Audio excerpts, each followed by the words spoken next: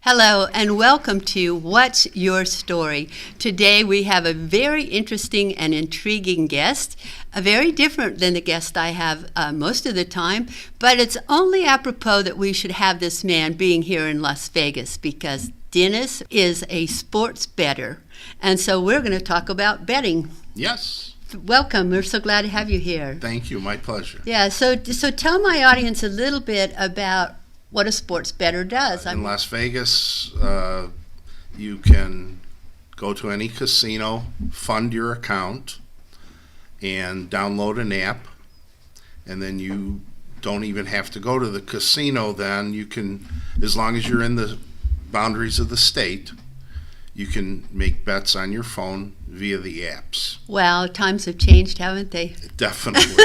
No meeting people in the back alley or anything like that. You can waltz right into the casino and exchange money that way. And as I said, you can just make the bets right on the app. Right. Now, how did you get into this? Well, I vividly remember in the mid-'60s when O.J. Simpson was playing for USC, my father and a friend of his betting each other on the bowl games and seeing my dad and his friend bet each other $25 or $50 a game. And that, I don't know if that tripped a switch in my head, but it stuck with me. Yeah. And I always loved playing cards and things along those lines. I truly believe that people that like to gamble, that it's some kind of gene, because there's other people that have zero interest in it. Yes. So, as I said, I think there's something that you have in you that makes you want to do that. Yeah, I've gotten addicted to one of these games on the phone recently, and I've never gambled, I've never been involved in that, and I started playing this little game on my phone, and now it's like I don't watch TV, I don't do internet, I just play my game on my phone, and I said, put this down, you have to stop, because it's almost like I'm addicted to it. I think in the video games and other things that are electronic now, that they have a way to entice you, and I guess they probably do that with gambling as well, but as I said, it just seems like it's something that I have in me. Yes. That makes now, me you interested started in in the restaurant business, right? Yes. Worked in restaurant business my whole adult life. I worked for Arnie Morton at Morton's. I worked for Smith & Walensky, Fairmont Hotel, numerous other nice places, and I loved it because I got to meet great people and worked with a lot of great people as well. And I did work in casino business for about 8 years. My favorite boss was Jack Binion. Oh, he was wonderful. He's a great man. And still get to see him every once in a while at the hockey games. And him and a gentleman that was president of Horseshoe, Roger Wagner, I still am in contact with both of them, and they were wonderful people to work for and work with. Yeah, yeah. So how long have you been in Vegas? 6 years now. Were you doing sports betting back in Chicago before you came here? I was doing it, but not as a full-time career or full-time job. I was just doing it, I guess, for fun. Of course, trying to make money, but back then I wasn't concentrating on it as much. I would win, I would lose. Always had a job, so wasn't an issue. Mm-hmm. But the thing that changed for me, how I bet and made me successful in it, was setting money aside. I call it creating a bankroll. And you set that money aside and you bet approximately 1 to 2% of what's in your bankroll. If you lose your bankroll, That's it. Now you start all over again. So it is a great incentive to stay within the correct parameters so you don't go overboard. Mm-hmm. That is one thing that I like about being out here and doing it on these apps, is it gives you control. If you don't have the money, you can't make a bet. You can't get overextended. People talk about, oh, will this legal gambling put bookmakers out of business that do it illegally? Yeah. Never, because they offer instant credits, and everybody likes that. Yeah. But for control purposes, I really believe that the right way for a person to do it is setting up that bankroll and then betting it legally through the apps. Mm-hmm. And to stick within a certain perimeter of a percentage of how much you're going to bet, and then if you lose that, you stop until you replace that in your bankroll, right? That's the way I do, and that's what I would recommend to anybody. Through my website, I'm trying to educate people a little bit. I'm giving out my plays for free until April 1st. I started April 1st of this year, and I'll be ending at April 1st of next year. Anybody who would have followed me or does follow me, if they bet $1,000 on every game that I've put out so far for free, they'd be up approximately $30,000. My goodness. So I'm trying to show control and also how to win.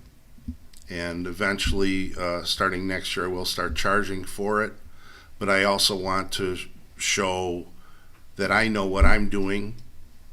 One of the things that I see from other people that do the same thing I do and sell picks is they make crazy claims about how much they win, also crazy claims of how much to bet. This is a 10-star pick. For me, all my picks are the same. I have certain criteria that they have to meet to become a play, and if they don't meet it, it's not a play. But I bet all mine the same. That also, to me, helps you control things. Mm-hmm.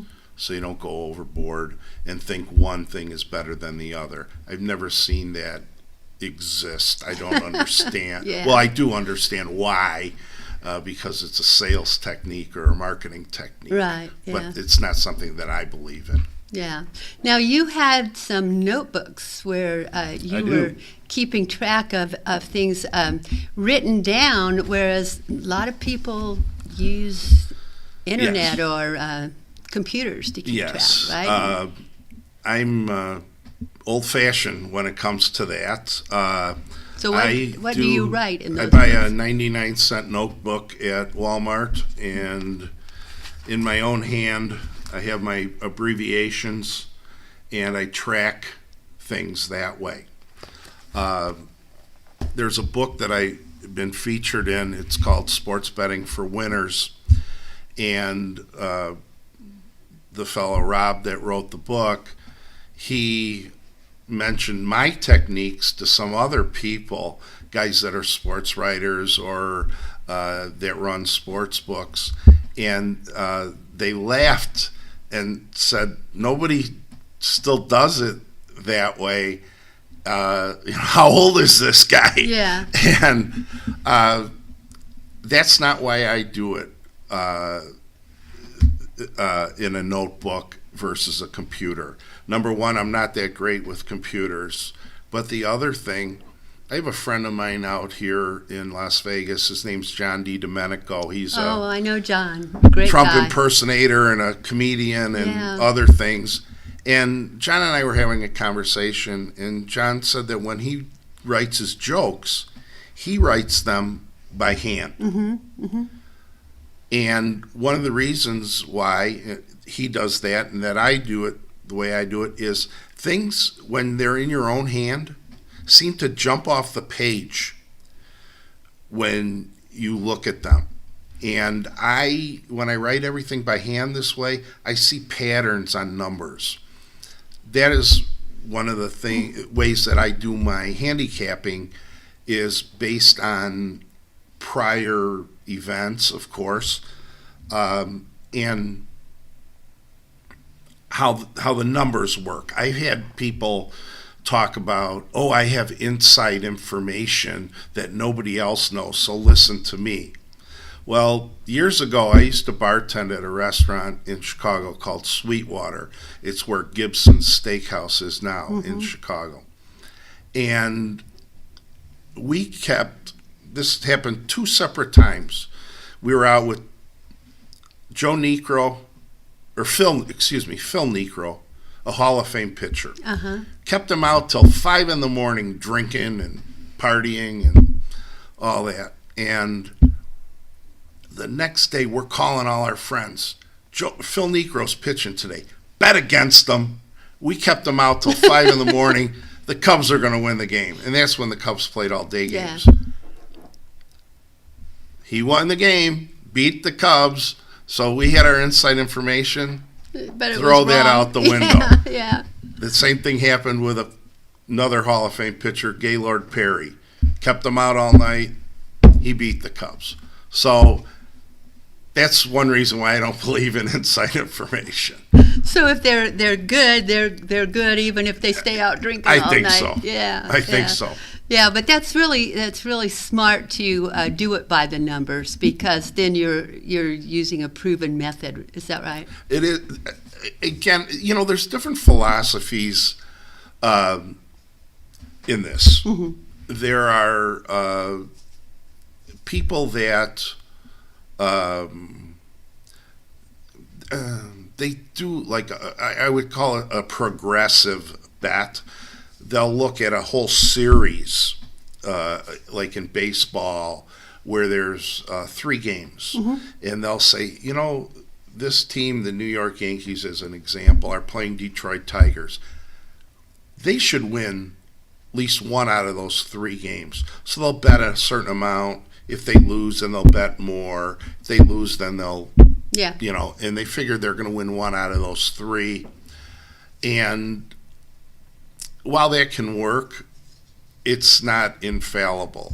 And once you get out to that 3rd bet, you have a lot of money hanging out there. And that's probably not a very good way to do it, at least, again, in my opinion.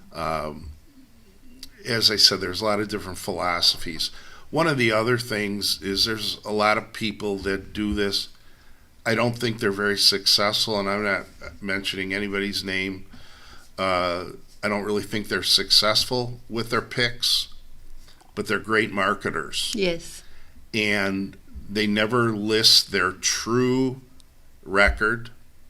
They always say, oh, in the last 11 games, I've won 8 out of 11. They don't say from November 12th back until the start of the season, I did this. Yeah. It's always this small window to prove or to show that they're good, which really isn't the true picture.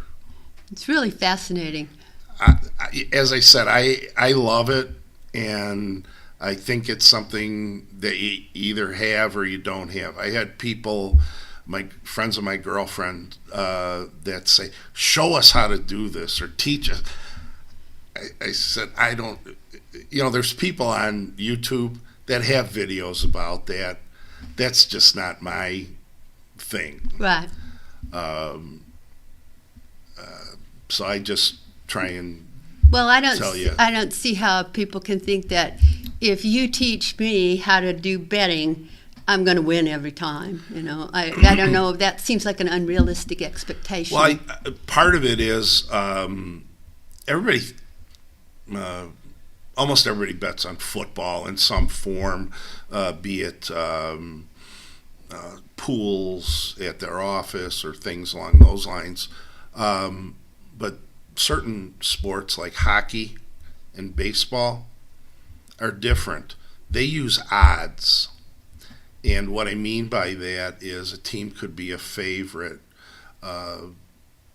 Like the other night, I went to the Golden Knights game. They were playing Seattle, and the Golden Knights were 130 minus 130, which means to win $100, you'd have to put up $130.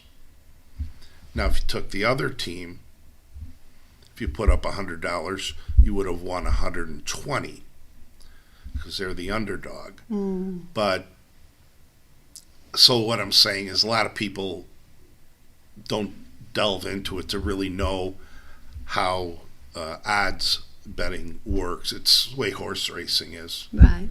So I found it interesting that you said that those numbers jump off the page at you when you write it by hand, because a few years ago I wrote a book called Conquer the Brain Drain, and it was a study of our brain. And one of the things that I learned in doing that was that when you do cursive writing, it makes an imprint on your brain. You have a tendency to remember it better. Not printing? No, I don't know about printing. Because I print. Yeah, I didn't do a thing. But it's interesting that you, by doing it by hand, it becomes more vivid for you. It does. Another thing that helped me is I walk in the morning for about an hour. It's good for me physically, but also for my mind. I don't wear headphones. I don't listen to music, nothing. I just go for a walk. And a couple times, things have popped into my head.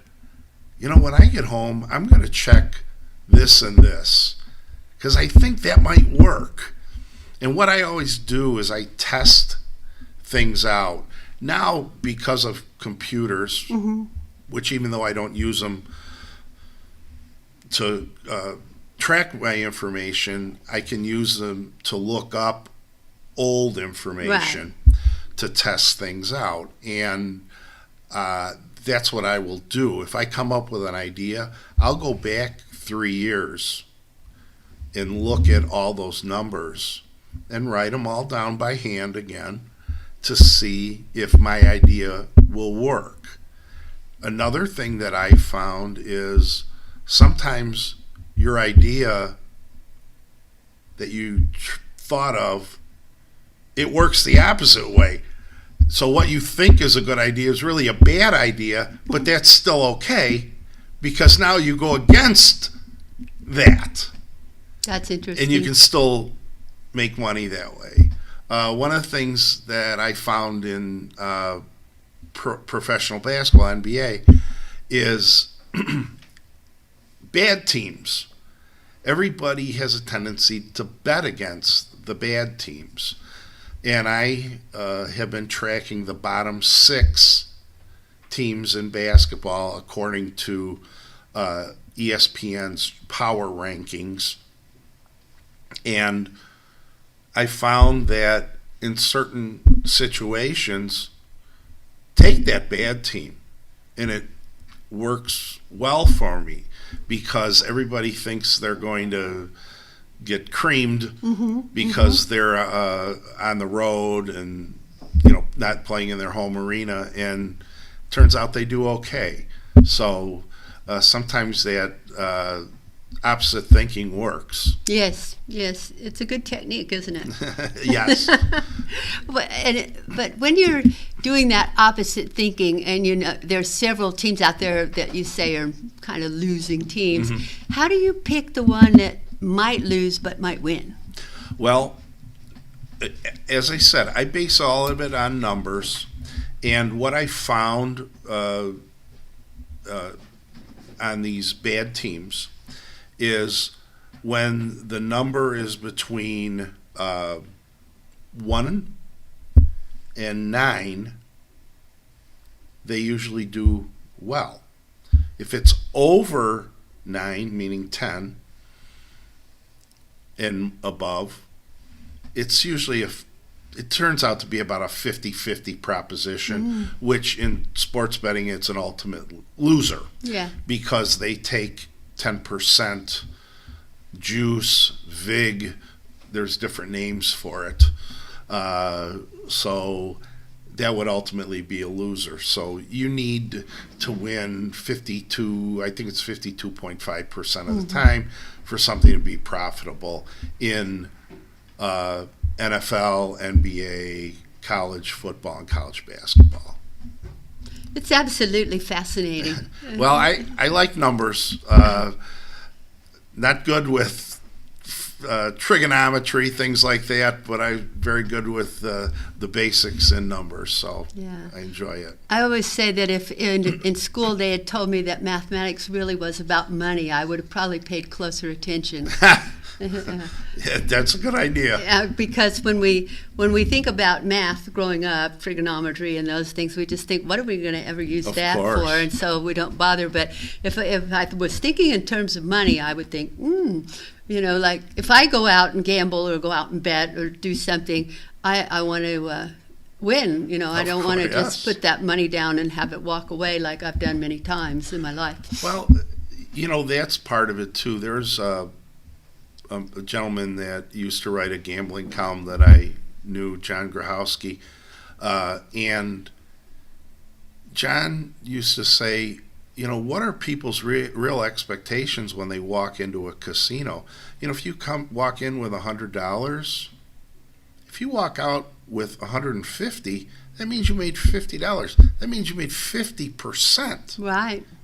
Isn't that wonderful? If you could make 50% on all your investments? Yes. But when somebody goes to a casino, they take 100 and they want to walk out with 1,000. Yes. Nobody wants to stop. Unrealistic expectations. Correct. And, that's one of the other reasons why I believe in setting up the bankroll. Because let's say you start with 10,000 and by the end of the year, you're up to 12. Well, you made $2,000. That's 20%. That's fantastic. Yes. You wish you could get that from the stock market or the regular bank. investments all the time. And occasionally it does happen with the stock market, but in general, you're not going to get those kind of returns. And be happy with that. Yes. Don't think that you have to hit a grand slam every time. And as I said, that's part of what I'm trying to show people and drill into their heads, that think of this as like a business investment. Take your 10%, your 20%, and be very, very happy with that. That's one of the things that I had to learn. It took me a long time. I've been gambling for 35 years, and finally 15 years ago, the house fell on me, and I woke up and I smartened up. When you say the house fell on you, what does that mean? That means I lost money and had to ask my mom if I could borrow money, which of course she helped me out, and I of course paid her back. But sometimes it takes things like that to open your eyes. To learn your lesson. And learn your lesson and figure out you're doing something wrong. Maybe you need to change what you're doing. Yeah. It's interesting that people do that, don't they? They keep doing the same thing in the same way, and they keep having the same results, and they don't realize, I should make some changes here. Or you have unrealistic expectations. As I said, everybody wants to knock it out of the park every time with investments, not just gambling, but in most things, and are disappointed if they didn't pick Tesla and they only got a stock that returned them 10%. Right. We'll be happy with that. Yes. We always have a tendency to want more, I think. That's human nature. That's human nature. So tell my audience again the name of the book that you're in. We're going to show a picture of it. Okay. And the author of the book. The book is called Sports Betting for Winners. The author is Rob Mish. And Rob is also, besides being a book writer, He is a daily, or excuse me, every Saturday columnist for the Chicago Sun-Times. And Rob has written 2 articles on me in the Chicago Sun-Times, and they're featured on the website as well as the book. And he's a great fella. He's written books on Bryce Harper as well, Las Vegas resident. So check him out. He's really a good man. Well, I sure do thank you for being here today and being on the show. This has been fun. Thank you. I need to learn more about this betting so I can go feed my addiction. Well, we'll help you out with that, I promise. Thank Okay. you. Thank you for My being here. I pleasure. appreciate it. Thank you. And thank you for being here with us today.